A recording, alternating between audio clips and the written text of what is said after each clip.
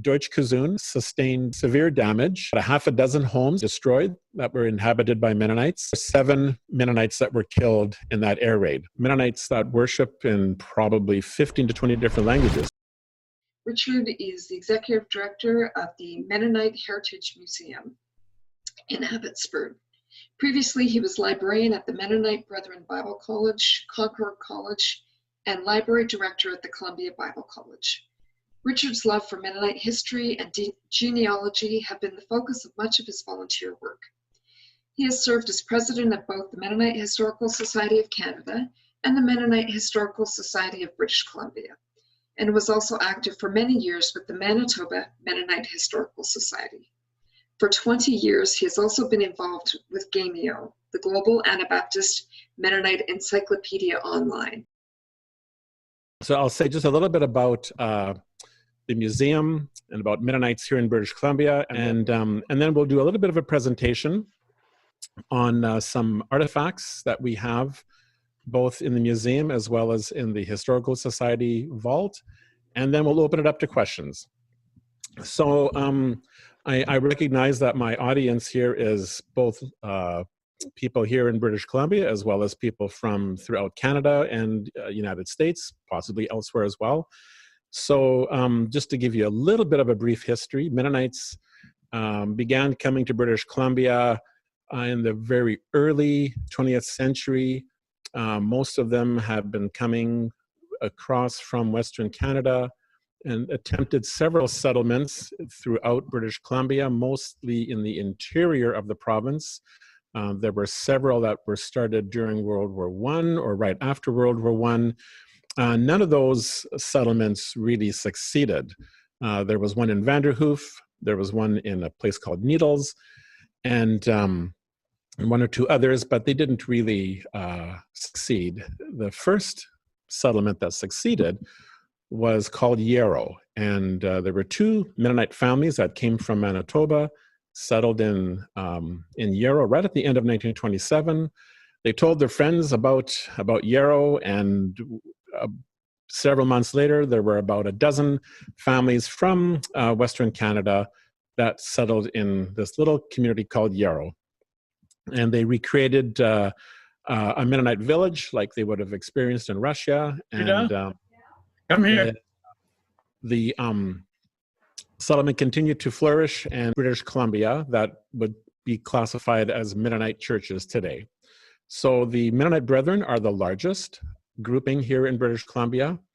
And then we have Mennonite Church, and then we have a number of other smaller Mennonite groups as well. But this province, unlike probably most other areas in North America, is dominated very much by the Mennonite Brethren presence. And so that gives us a bit of a unique flavor.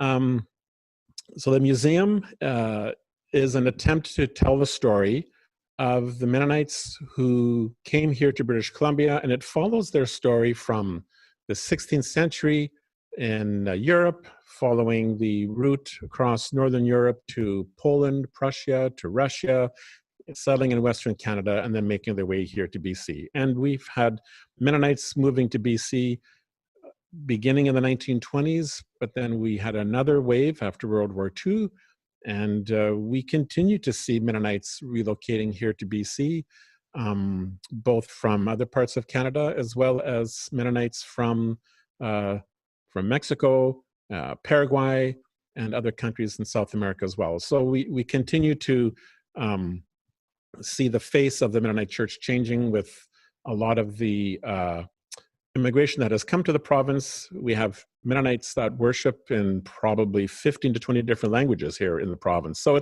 it's a very cosmopolitan, I guess, or international looking church today. So what I'm going to do is talk about some items that we have in our museum and in our historical society vault, and we thought we'd bring them out and by telling the story, be able to show you the kinds of things that we collect and document here at the Historical Society and the museum, and how we can help tell the Mennonite story with these objects. So today I'm going to tell you a story about a little village just north of Warsaw. And until World War II, it was called Deutsch-Kazun. And it was a village that probably didn't have more than 500 people at the height of its existence. But for several reasons, we have items, both documents as well as objects from that church that were brought to us after World War II. And so we're going to tell that story by looking at these objects. The church started around 1834. The people who came to the village were inhabitants in Poland, in the Kulm area and the Groudens area. They were in the Vistula Valley, so south of the Vistula Delta, where most Mennonites in what was Poland and later became Prussia had settled. So these Mennonites had made their way south into the Vistula Valley, and by the early 1800s continued moving south and established several villages, one very close to Warsaw called Deutsch-Kazun. And one of the things that I want to show you here is a picture of what the church looks like today. And this is a picture of the former Deutsch-Kazun church as it exists today, just north of Warsaw. You can see that it is now a house, and it is inhabited by a Polish family. The first time I saw this house was a few years ago, and I was on a tour of Poland, and it was kind of interesting. The bus stopped at the side of the road, and our tour leader got out, and I don't know if Audrey from Tourmagination works this way, but our tour guide had a 6-pack of beer with him, and he walked down this narrow road and disappeared. And then he came back a few minutes later, and he motioned for us to come out of the bus and walk down this narrow road. And here, basically, we came upon this building. So basically, the tour leader had brought the inhabitant a gift and asked if we could walk around his property and take a look at this church. So that was the first time I had ever visited this church. And so the church was established in the 1830s. By the late 1890s, the church relocated a little further away from the Vistula River. It was a bit too close to the river, and the river would flood in the spring. And so they basically relocated the church to the other side of the bank. And that church stood until just after World War I. The church had been destroyed during the war, and it was rebuilt. And so the building that exists today is a structure that was built after World War I. The story is of a church that was basically caught between different people groups, different countries. If you know your history of Poland, you know that there was a time when Poland was a very strong country, and unfortunately, by the middle of the 18th century, the country declined in its power and strength.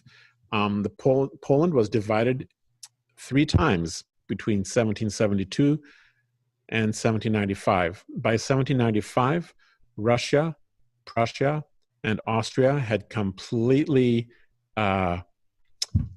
had taken the complete control over Poland, and Poland no longer existed from 1795 until November 11th, 1918, at the end of the war, when Poland was reborn. So the people who were living in this Mennonite village, they had already gone through several transitions, and now they experienced another transition. So the first book that I'm going to have Jennifer show us now, Sandra, if we can share Jennifer's screen again. This is a church register that was originally created beginning in 1834. It was a list of all of the youth in the church who had been baptized. And it appears that the register was copied again in 1902. So another copy of the register was made. So you can see the fine calligraphy on the first page. And Jennifer, if you want to just turn the page over, and then we can see an example of the baptism entries for this church. So this is, the title page for the register. And the, like I said, the register appears to have been created beginning in 1834 and then was copied in 1902. And it's just an example of the beautiful writing, the calligraphy of the minister in the church or the secretary in the church. And you can see the names of these people. And like I said, a lot of these people were originally inhabitants of in the Coombe area, today Chelmno, and had relocated further south towards Warsaw in the 1830s. So after World War I, the church had to go through another transition. As I said, Poland was reborn, and the church now had to make a transition to the Polish language. So Jennifer is now going to show us an example of another register from the church in Deutsch-Kazun. And this is an example of a register that was written after World War I, and you can see that it's all written in Polish. So it's just interesting to think of a church that has to make that language transition. Now, we know that already in the 1930s, there was the National Socialist movement was making headway in Germany, and that was obviously having an impact on the German-speaking people in Poland as well. And unfortunately, the Mennonites were caught up in that sentiment as well, creating some hard feelings with the local Poles. What I'm going to have Jennifer do now is move over to another register, and it's fascinating.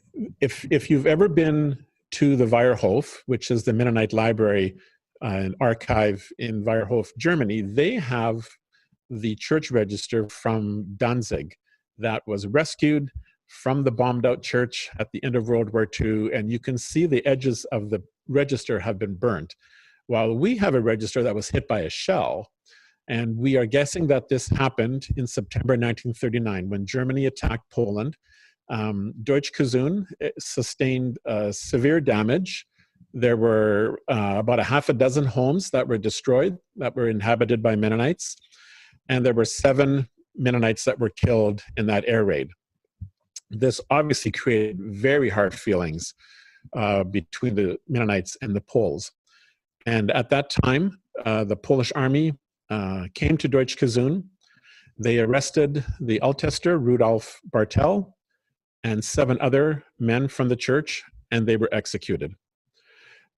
So in this period of just several weeks, you had these 2 tragedies. First, this air raid, and then the execution of 8 in total.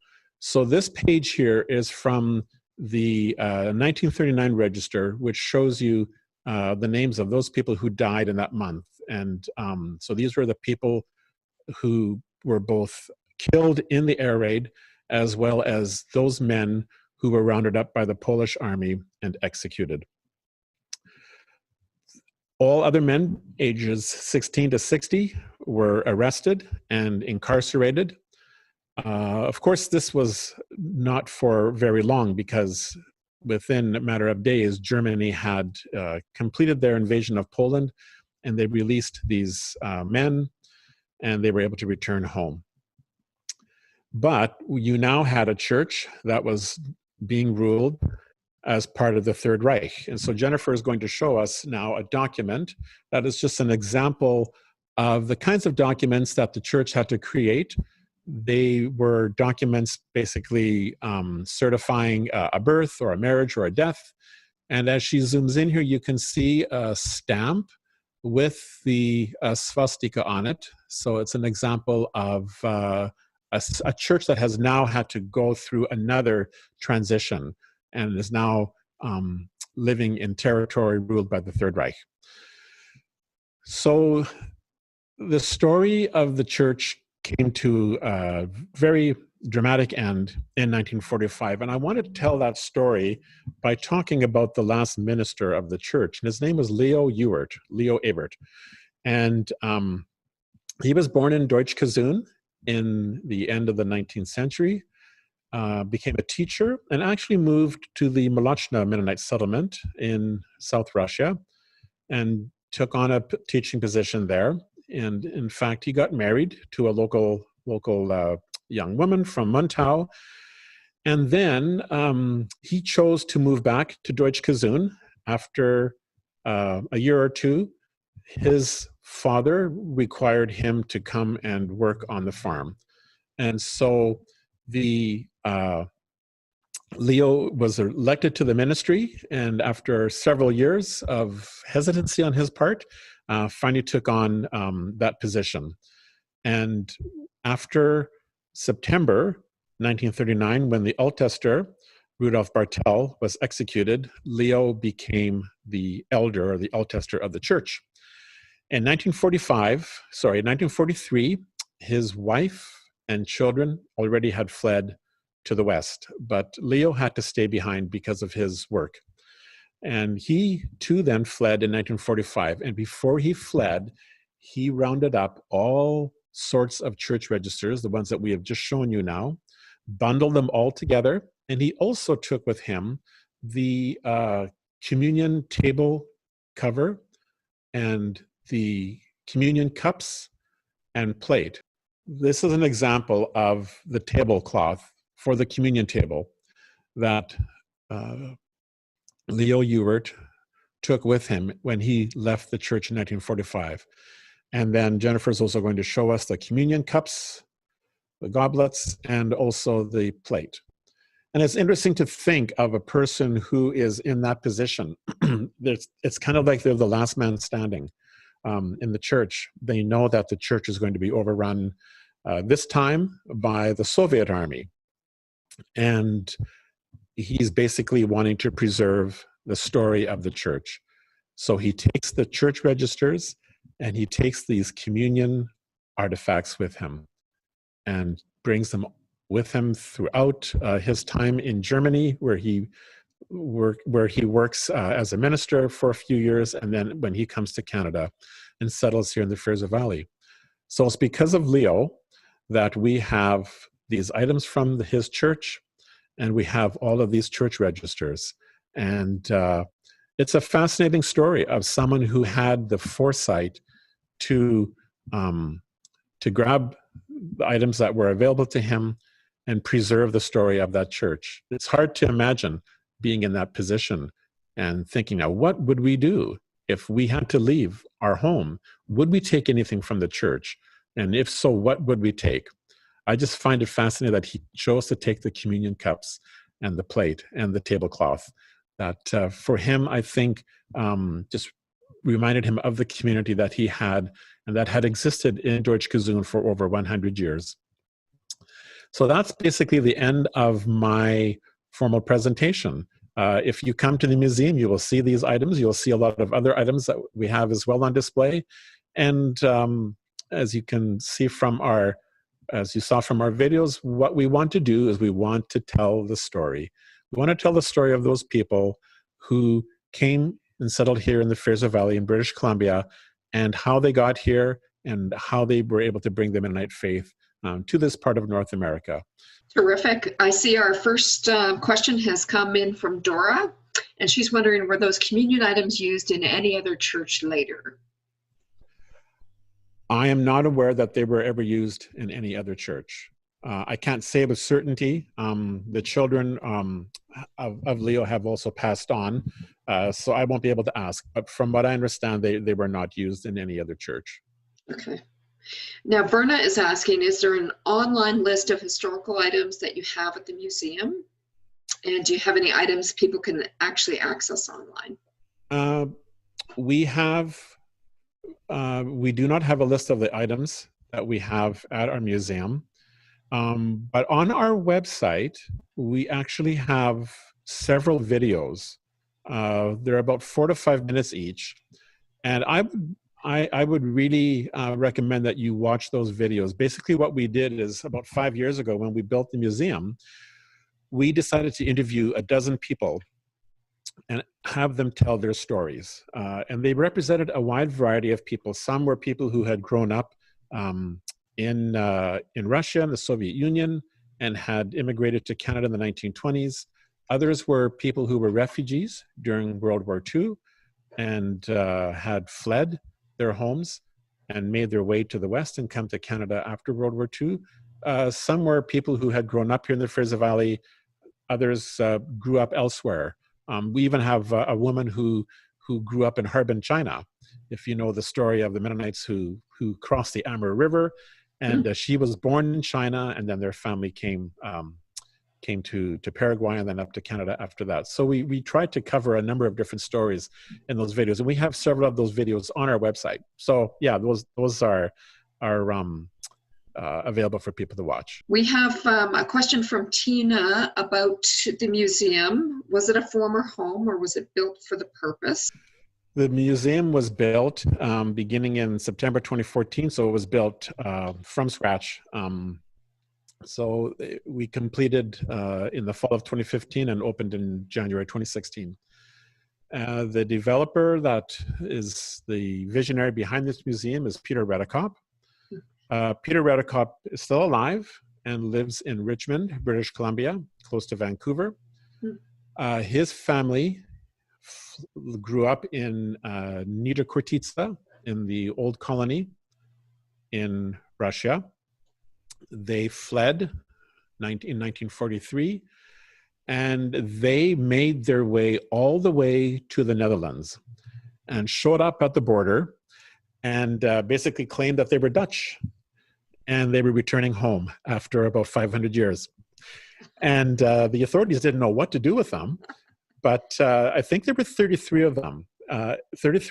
And some university academics came to interview these people, and they heard them speak in their Low German and their Plautdeutsch, and said, "Yep, they're Dutch. Let's let them in." So that's a very interesting part of their story. Eventually, Peter Dick, who many of you know, worked with MCC for many years. Peter Dick came across this group in the Netherlands and told them that he will find a way for them to come to Canada. So the Redekops came right at the end of 1947, settled in Manitoba, lasted about 6 months, and made their way to British Columbia, settling in Abbotsford. And so Peter and his brothers all became developers, and they've supported a number of different Mennonite organizations. And Peter just had a vision to build a museum here in Abbotsford that would tell the Mennonite story. So that's how we came to be. That's great. Now there's a question from Jim. Do the archives contain documents from the Mennonite churches that existed in what's now Lithuania and formerly East Prussia? Do you have any of those? No, we do not have any records from that part of Europe.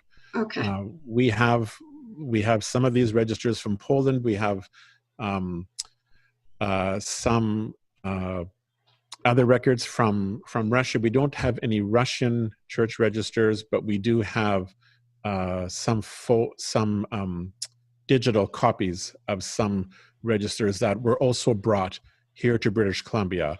So we have a digital copy of the Scheinhorst Church Register, which was brought by another minister after World War II. We don't have the actual register, but we have, like I said, we have digital copies of it. And that register is here somewhere in British Columbia as well.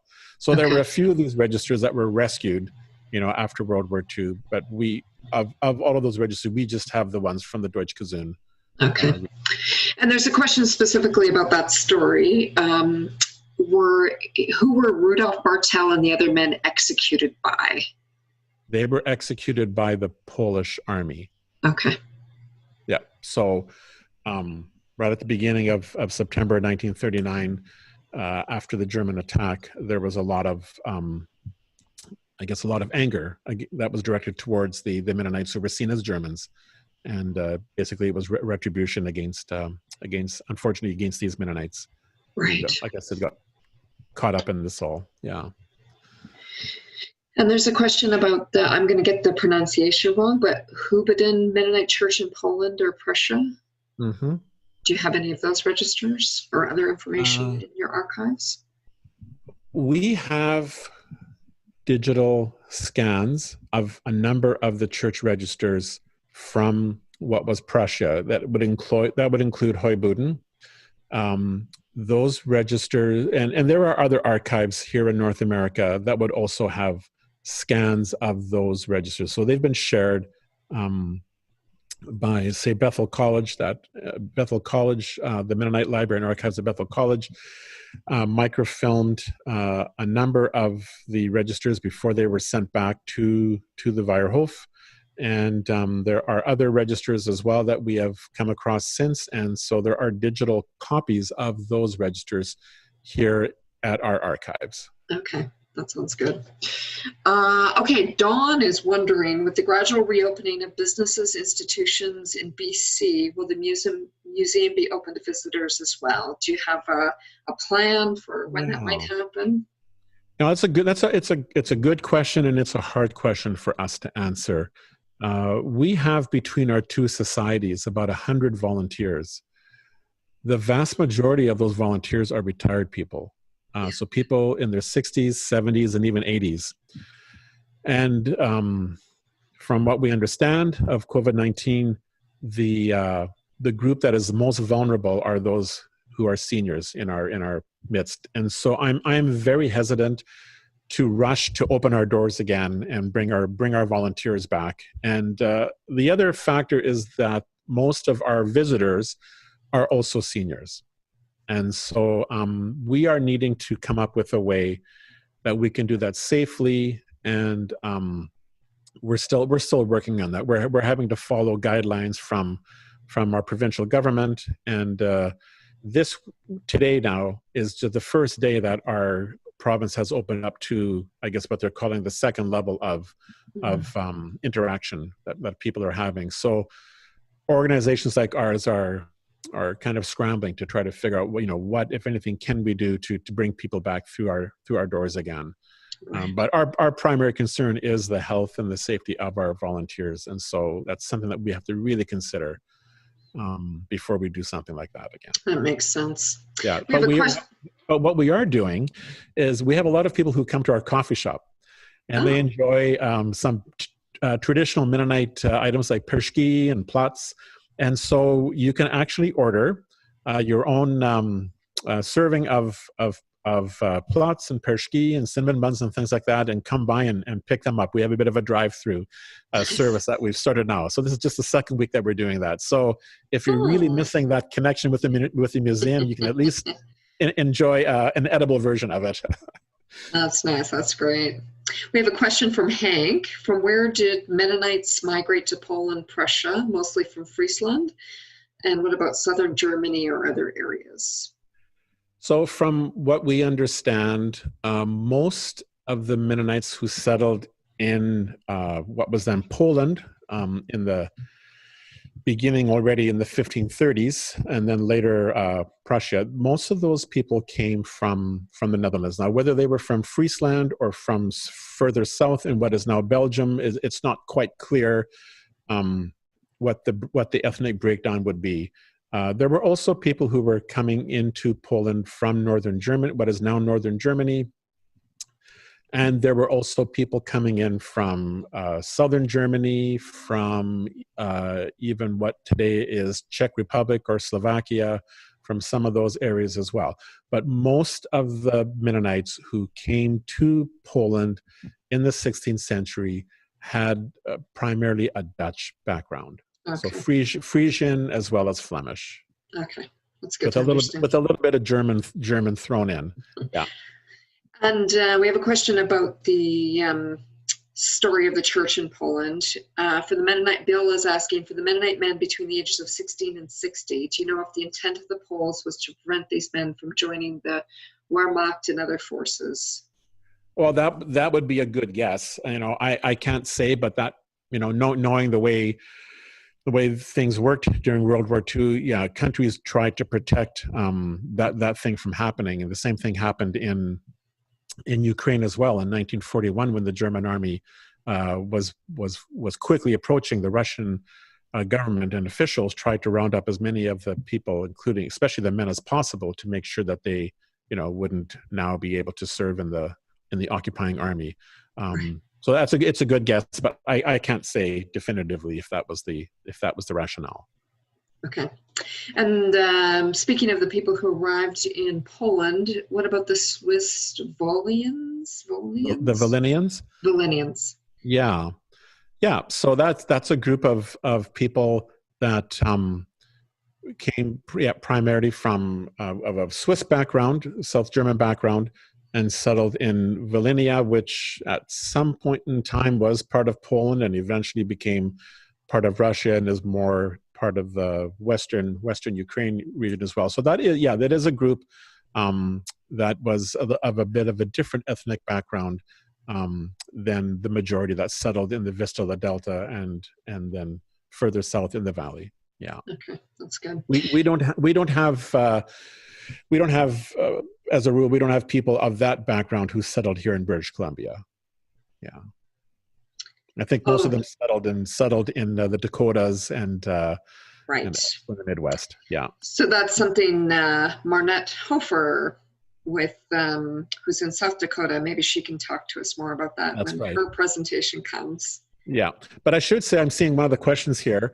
We do have a number of people who settled here in the Vierze Valley after World War II who were from Deutsch-Kazun and Deutsch-Wymischel and some of these other villages that are just, fairly close to Warsaw in that vicinity. So there are a number, and so people with the names like Ratzlaff, that's a very common name from that area. We have a number of families that came from those areas and settled here in the Vierze Valley again after World War II. Yeah. I think we will close things down shortly. We have a couple of questions specifically about your museum. Okay. About, do you work with school children? And the other one, related one, is, do you have many non-Mennonites, and how is the Mennonite story received by non-Mennonites who might visit? Yeah. We do have a number of school groups that come, both private school as well as public school classes. And Jenny Bergen, who you would have seen a little bit of in the video, she is our museum educator. So she works with our school groups to help support them in their curriculum. And like I said, we have classes from both private schools, Mennonite and other private schools, as well as public schools. So it's a lot of fun to have the students come in and do the tours of the museum. I don't really know what the breakdown would be in terms of visitors who have a Mennonite background and those who don't. But we do get a number of visitors, both from Canada as well as from other countries who really don't have a Mennonite background, might not know very much about Mennonites, but it's one of the things that is recommended that they do when they come to Abbotsford. We're quite a popular tourist destination, and so we do get a lot of visitors and have a lot of good interaction with them for some of them as they learn about the Mennonite story for the first time. That's great. One last question. The people who came from southern and northern Germany to Poland in the 1500s, were they already called Mennonites? Well, not quite sure, when the name Mennonite would have been ascribed to those people. Probably Anabaptist would have been a more general term for those people. Or in some cases, they would not have referred to them by their religious affiliation. They would have referred to them as Dutch or as Hollanders. Even when you go to Poland today, they talk about I'm not quite sure how to pronounce it, but Allendrei, I think, is basically the Polish word for Dutch. Hollanders, or people of Dutch extraction. So a lot of the Mennonites, when they first settled in Poland, were just basically seen as Dutch people. And they were invited to come to Poland because they knew that these people were well equipped to help them with drainage, the drainage of land and the creation of farmland. So they knew that they were of a different religious affiliation, but Poland was a very open-minded country, unlike most other countries in Europe. They didn't have harsh persecution against religious minorities, whether they were Mennonites or Jews or other groups. So they were fairly tolerant. So as long as they were providing a service to the country and helping to create farmland and restore land that had been farmland in the past, they were welcome to settle in the area and be tolerated. They didn't have the same religious freedoms. They couldn't build their own churches, so they had to meet in homes for a number of years, and things like that. But they were tolerated. And so, again, I'm not sure when they would have been called Mennonites, but as far as the Poles were concerned, these were Dutch people. And they called them Dutch. Great. Well, thank you very much. This has been a very informative evening. We really appreciate it. We're getting lots of thank yous in the chat. Thanks again.